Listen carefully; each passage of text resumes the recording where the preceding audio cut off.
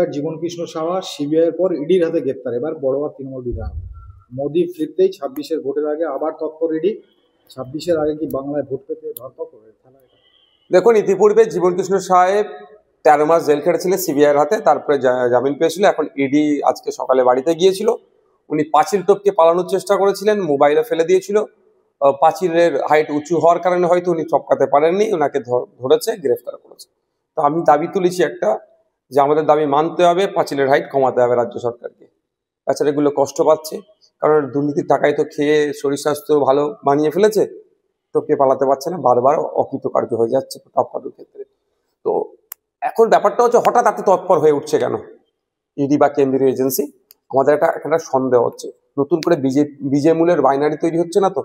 যে বিজেপি তৃণমূলের যে বাইনারিটা আমরা ক্রমশ ভাঙতে পেরেছিলাম, মানুষ বুঝতে পেরেছিল যে কিভাবে আমাদের বাড়ির মেয়ে তিলোত্তমাকে খুন করার পরে সিবিআই কেসটা হাতে নেওয়ার পরেও যেন একটা ঝিমিয়ে চলছিল।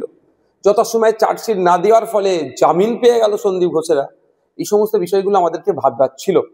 তো নতুন করে জীবনকৃষ্ণ সাহেবকে ধরাতে একদিকে যেমন পজিটিভ দিক, যারা দুর্নীতি করেছে দ্রুত ধরুক, সাথে সাথে আমাদের একটা, কারণ গোলপুরা গরু শিগুদুরে মেঘ দেখলে তো আতঙ্কিত হয়। তো আবার নতুন করে বাইনারি তৈরির চেষ্টা হচ্ছে না তো? আমরা চাই এই দুর্নীতির সাথে রাঘব বোয়ালগুলোকে খুঁজে বার করুক। এই চুনোপুটিগুলোকে ধরলে হবে না। এরা টাকাগুলো তুলে কোথায় পাঠাতো, কাদের কাছে টাকাগুলো দিত? এদের ক্ষমতা নেই সব টাকাটা হজম করার। যদি ক্ষমতা থাকতো সব টাকাটা হজম করার, তাহলে ওকে দ্বিতীয়বারকে অ্যারেস্ট হতে হতো না। কিন্তু যারা হজম করে নিল, যাদের কাছে এরা টাকাটা তুলে পাঠাতো, অর্থাৎ দুর্নীতি করতো, দুর্নীতির টাকাটা পাঠাতো, তাদেরকে খুঁজে বার করা। সেই রাঘব বোয়ালগুলোকে ধরা হোক, ধরে তাদেরকে জেলের মধ্যে রাখা হোক। শিক্ষা একটা পুরো প্রজন্মকে শেষ করে দিয়েছে দুর্নীতির কারণে। আজকে উচ্চশিক্ষায় শিক্ষিত হতে মানুষের অনীহা। আপনি খোঁজ নিয়ে দেখুন, ক্যালকাটা ইউনিভার্সিটির কথা যদি বলি, প্রায় 50% সিট এখনো খালি রয়ে গেছে, অর্থাৎ ভর্তি হয়নি। কেন? কারণটা কি? উচ্চশিক্ষায় শিক্ষিত হওয়ার যে প্রতি অনীহা, কারণ চাকরি নেই, চাকরি হলে আবার দুর্নীতি হবে। এটা জীবনকৃষ্ণ সাহা সিবিআইয়ের পর ইডির হাতে গ্রেপ্তার। এবার বড়োয়া তৃণমূল বিধায়ক মোদি ফিরতেই 26-এর ভোটের আগে আবার তৎপর ইডি। 26-এর আগে কি বাংলায় ভোট পেতে ধরপাকড় খেলা? দেখুন, ইতিপূর্বে জীবনকৃষ্ণ সাহেব 13 মাস জেল খেটেছিলেন সিবিআইয়ের হাতে, তারপরে জামিন পেয়েছিল। এখন ইডি আজকে সকালে বাড়িতে গিয়েছিল। উনি পাঁচিল টপকে পালানোর চেষ্টা করেছিলেন, মোবাইলে ফেলে দিয়েছিল। পাঁচিলের হাইট উঁচু হওয়ার কারণে হয়তো উনি টপকাতে পারেননি, ওনাকে ধরেছে, গ্রেফতার করেছে। তো আমি দাবি তুলেছি একটা, যে আমাদের দাবি মানতে হবে, পাঁচিলের হাইট কমাতে হবে রাজ্য সরকারকে। তাছাড়া এগুলো কষ্ট পাচ্ছে, কারণ দুর্নীতির টাকায় তো খেয়ে শরীর স্বাস্থ্য ভালো বানিয়ে ফেলেছে, টপকে পালাতে পারছে না, বারবার অকৃতকার্য হয়ে যাচ্ছে টপকানোর ক্ষেত্রে। তো এখন ব্যাপারটা হচ্ছে, হঠাৎ এত তৎপর হয়ে উঠছে কেন ইডি বা কেন্দ্রীয় এজেন্সি? আমাদের একটা সন্দেহ হচ্ছে, নতুন করে বিজেমূলের বাইনারি তৈরি হচ্ছে না তো? যে বিজেপি তৃণমূলের যে বাইনারিটা আমরা ক্রমশ ভাঙতে পেরেছিলাম, মানুষ বুঝতে পেরেছিল যে কিভাবে আমাদের বাড়ির মেয়ে তিলোত্তমাকে খুন করার পরে সিবিআই কেসটা হাতে নেওয়ার পরেও যেন একটা ঝিমিয়ে চলছিল। যত সময় চার্জশিট না দেওয়ার ফলে জামিন পেয়ে গেল সন্দীপ ঘোষেরা, এই সমস্ত বিষয়গুলো আমাদেরকে ভাবছিল। তো নতুন করে জীবনকৃষ্ণ সাহেবকে ধরাতে একদিকে যেমন পজিটিভ দিক, যারা দুর্নীতি করেছে দ্রুত ধরুক, সাথে সাথে আমাদের একটা, কারণ গোলপুরা গরু শিগুদুরে মেঘ দেখলে তো আতঙ্কিত হয়। তো আবার নতুন করে বাইনারি তৈরির চেষ্টা হচ্ছে না তো?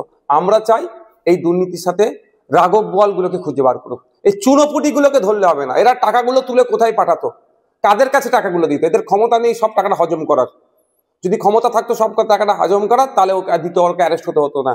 কিন্তু যারা হজম করে নিল, যাদের কাছে এরা টাকাটা তুলে পাঠাতো, অর্থাৎ দুর্নীতি করতো, দুর্নীতির টাকাটা পাঠাতো, তাদেরকে খুঁজে বার করা।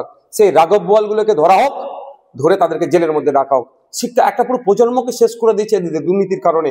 আজকে উচ্চশিক্ষায় শিক্ষিত হতে মানুষের অনীহা। আপনি খোঁজ নিয়ে দেখুন, ক্যালকাটা ইউনিভার্সিটির কথা যদি বলি, প্রায় 50% সিট এখনো খালি রয়ে গেছে, অর্থাৎ ভর্তি হয়নি। কেন? কারণটা কি? উচ্চশিক্ষায় শিক্ষিত হওয়ার যে প্রতি অনীহা, কারণ চাকরি নেই, চাকরি হলে আবার দুর্নীতি হবে। এটা বন্ধ হওয়া দরকার। জীবনকৃষ্ণ সাহা সিবিআইয়ের পর ইডির হাতে গ্রেপ্তার। এবার বড়োয়া তৃণমূল বিধায়ক মোদি ফিরতেই 26-এর ভোটের আগে আবার তৎপর ইডি। 26-এর আগে কি বাংলায় ভোট পেতে ধরপাকড় খেলা? দেখুন, ইতিপূর্বে জীবনকৃষ্ণ সাহেব 13 মাস জেল খেটেছিলেন সিবিআইয়ের হাতে, তারপরে জামিন পেয়েছিল। এখন ইডি আজকে সকালে বাড়িতে গিয়েছিল। উনি পাঁচিল টপকে পালানোর চেষ্টা করেছিলেন, মোবাইলে ফেলে দিয়েছিল। পাঁচিলের হাইট উঁচু হওয়ার কারণে হয়তো উনি টপকাতে পারেননি, ওনাকে ধরেছে, গ্রেফতার করেছে। তো আমি দাবি তুলেছি একটা, যে আমাদের দাবি মানতে হবে, পাঁচিলের হাইট কমাতে হবে রাজ্য সরকারকে।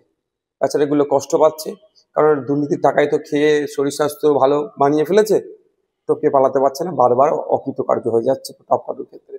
তো এখন ব্যাপারটা হচ্ছে হঠাৎ এত তৎপর হয়ে উঠছে কেন ইডি বা কেন্দ্রীয় এজেন্সি? আমাদের একটা সন্দেহ হচ্ছে, নতুন করে বিজেমূলের বাইনারি তৈরি হচ্ছে না তো? যে বিজেপি তৃণমূলের যে বাইনারিটা আমরা ক্রমশ ভাঙতে পেরেছিলাম, মানুষ বুঝতে পেরেছিল যে কিভাবে আমাদের বাড়ির মেয়ে তিলোত্তমাকে খুন করার পরে সিবিআই কেসটা হাতে নেওয়ার পরেও যেন একটা ঝিমিয়ে চলছিল, যথাসময়ে চার্জশিট না দেওয়ার ফলে জামিন পেয়ে গেল সন্দীপ ঘোষেরা। এই সমস্ত বিষয়গুলো আমাদেরকে ভাবছিল। তো নতুন করে জীবন কৃষ্ণ সাহেবকে ধরাতে একদিকে যেমন পজিটিভ দিক, যারা দুর্নীতি করেছে দ্রুত ধরুক, সাথে সাথে আমাদের একটা, কারণ গোলপুরা গরু সিগুদুরে মেঘ দেখলে তো একটু আতঙ্কিত হয়, তো আবার নতুন করে বাইনারি তৈরির চেষ্টা হচ্ছে না তো? আমরা চাই এই দুর্নীতির সাথে রাঘব বোয়ালগুলোকে খুঁজে বার করুক। এই চুনোপুটিগুলোকে ধরলে হবে না, এরা টাকাগুলো তুলে কোথায় পাঠাতো, কাদের কাছে টাকাগুলো দিত? এদের ক্ষমতা নেই সব টাকাটা হজম করার। যদি ক্ষমতা থাকতো সব টাকাটা হজম করার, তাহলে ওকে ওকে অ্যারেস্ট হতে হতো না। কিন্তু যারা হজম করে নিল, যাদের কাছে এরা টাকাটা তুলে পাঠাতো, অর্থাৎ দুর্নীতি করতো, দুর্নীতির টাকাটা পাঠাতো, তাদেরকে খুঁজে বার করা। সেই রাঘব বোয়ালগুলোকে ধরা হোক, ধরে তাদেরকে জেলের মধ্যে রাখা হোক। শিক্ষা একটা পুরো প্রজন্মকে শেষ করে দিয়েছে দুর্নীতির কারণে। আজকে উচ্চশিক্ষায় শিক্ষিত হতে মানুষের অনীহা। আপনি খোঁজ নিয়ে দেখুন, ক্যালকাটা ইউনিভার্সিটির কথা যদি বলি, প্রায় 50% সিট এখনো খালি রয়ে গেছে, অর্থাৎ ভর্তি হয়নি। কেন? কারণটা কি? উচ্চশিক্ষায় শিক্ষিত হওয়ার যে প্রতি অনীহা, কারণ চাকরি নেই, চাকরি হলে আবার দুর্নীতি হবে। এটা বন্ধ হওয়া দরকার। জীবন কৃষ্ণ সাহা সিবিআই পর ইডির হাতে গ্রেপ্তার, এবার বড়োয়া তৃণমূল বিধায়ক। মোদী ফিরতেই 26-এর ভোটের আগে আবার তৎপর ইডি। 26-এর আগে কি বাংলায় ভোট পেতে ধরপাকড় খেলা এটা? দেখুন, ইতিপূর্বে জীবন কৃষ্ণ সাহেব 13 মাস জেল খেটেছিলেন সিবিআইয়ের হাতে, তারপরে জামিন পেয়েছিল। এখন ইডি আজকে সকালে বাড়িতে গিয়েছিল। উনি পাঁচিল টপকে পালানোর চেষ্টা করেছিলেন, মোবাইলে ফেলে দিয়েছিল। পাঁচিলের হাইট উঁচু হওয়ার কারণে হয়তো উনি টপকাতে পারেননি, ওনাকে ধরেছে, গ্রেফতার করেছে। তো আমি দাবি তুলেছি একটা, যে আমাদের দাবি মানতে হবে, পাঁচিলের হাইট কমাতে হবে রাজ্য সরকারকে। বেচারাগুলো কষ্ট পাচ্ছে, কারণ দুর্নীতির টাকায় তো খেয়ে শরীর স্বাস্থ্য ভালো বানিয়ে ফেলেছে, টপকে পালাতে পারছে না, বারবার অকৃতকার্য হয়ে যাচ্ছে টপকানোর ক্ষেত্রে। তো এখন ব্যাপারটা হচ্ছে হঠাৎ এত তৎপর হয়ে উঠছে কেন ইডি বা কেন্দ্রীয় এজেন্সি? আমাদের একটা সন্দেহ হচ্ছে, নতুন করে বিজেমূলের বাইনারি তৈরি হচ্ছে না তো? যে বিজেপি তৃণমূলের যে বাইনারিটা আমরা ক্রমশ ভাঙতে পেরেছিলাম, মানুষ বুঝতে পেরেছিল যে কিভাবে আমাদের বাড়ির মেয়ে তিলোত্তমাকে খুন করার পরে সিবিআই কেসটা হাতে নেওয়ার পরেও যেন একটা ঝিমিয়ে চলছিল, যথাসময়ে চার্জশিট না দেওয়ার ফলে জামিন পেয়ে গেল সন্দীপ ঘোষেরা। এই সমস্ত বিষয়গুলো আমাদেরকে ভাবছিল। তো নতুন করে জীবন কৃষ্ণ সাহেবকে ধরাতে একদিকে যেমন পজিটিভ দিক, যারা দুর্নীতি করেছে দ্রুত ধরুক, সাথে সাথে আমাদের একটা, কারণ গোলপুরা গরু সিগুদুরে মেঘ দেখলে তো একটু আতঙ্কিত হয়, তো